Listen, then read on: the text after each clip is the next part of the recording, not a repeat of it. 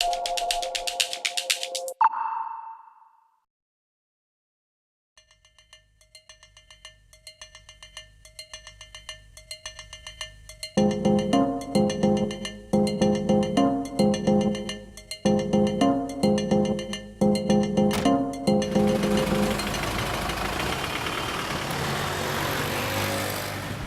Jen Faull and we are in the Drum's very own branded taxi cab as we make our way about central London, catching people as they go from venue to venue at Advertising Week Europe.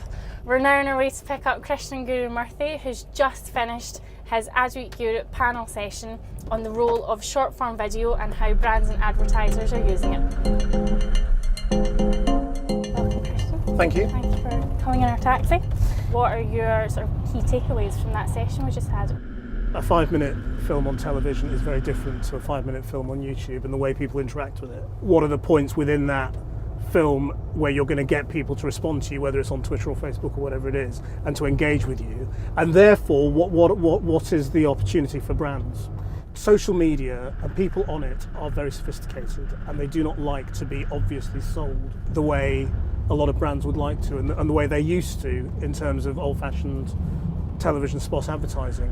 And so you've got to think much more cleverly about what kind of content you are thinking of commissioning. So I think that Bombay Sapphire example of, you know, just a really good film competition, effectively, short film competition that you want your brand to sponsor. Now, in the old days, you may have just sponsored the BAFTA Awards or something like that, but these days you can create something like that.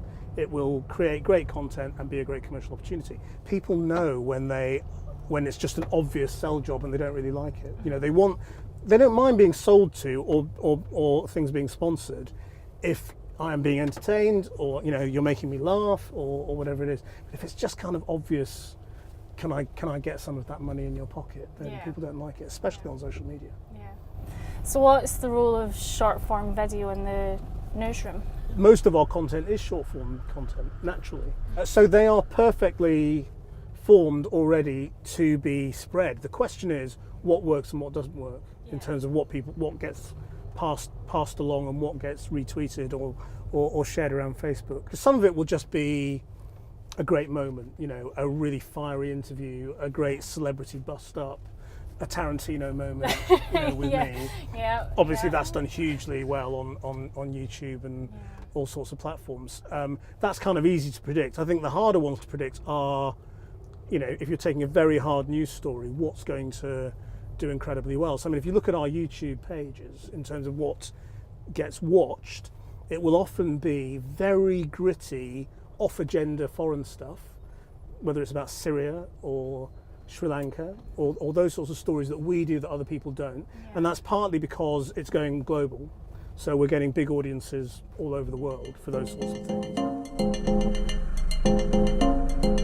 So what kind of role does Twitter play for you as a journalist? It's very important. I mean, in a simple level, you know, it's a great way of communicating with your audience directly about what you're doing, what they're interested in, the kinds of questions they might want you to ask, publicising your material, getting people to watch it in terms of short form content. So we'll tweet links to stories on the website as soon as they go up, or bits of video, or if I come back with a great interview, we will quite often decide to put it up on the website before 7 o'clock, and we'll say, let's just get this out there, tweet it straight away, and that way we can get people talking about a breaking story or a piece of video quite quickly and generate some excitement for the programme. Twitter's become the place where all news organisations put their stories up almost immediately.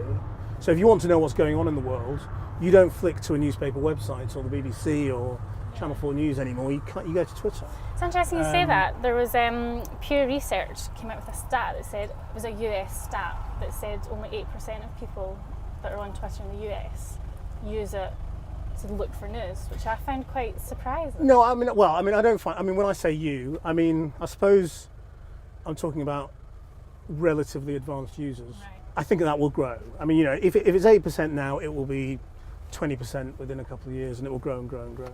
The thing about Twitter I find really amusing is that there are still vast numbers of people who just don't get it.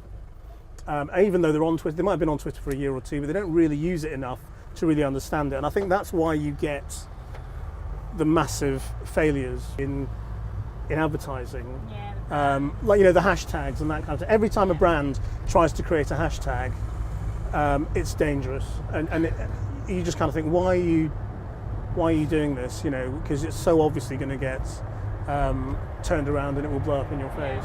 Do you think of branded content coming into a broadcaster's content offering? In Channel 4 terms, the big proposition is on 4OD rather than on television. 4OD have got this new thing called the Shorts, where they are going to be commissioning content for brands using the commissioning team, which I think is a very interesting proposition, because that is people who normally make just ordinary funded television, who are now going to get involved in some way in the editorial or creative process of advertiser funded content. You're looking out for, where does this program change because of who's paying for it? What is fundamentally different about it? That's why you could never do the news as a piece of branded content or current affairs, because it would obviously be compromised. But if you're looking at lifestyle programming or stuff about your house or your food or your sports or your whatever it is, I think there's going to be a lot more leeway for what you can do, and people will forgive a fair amount, as long as it's entertaining, it's with talent they like, and it's giving them something. Does it ever concern you, this sort of blurring of editorial and commercial line? I think we've just got to kind of watch it and see how it evolves, and we'll know when we don't like it. We'll know, and the public will go, no, we didn't like that, don't do that again.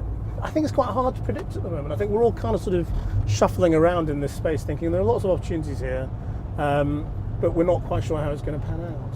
And I think it will take loads of mistakes, which is why short form content is quite a good place to make mistakes. It doesn't cost you that much. You can try different things, see what works, see what doesn't. You've got these brands who've got huge advertising budgets. If they actually took some of that budget and made content, whether it's drama or music or comedy or whatever it might be, instead of an advert, that's quite an interesting idea, I think. And we might start thinking of brands differently.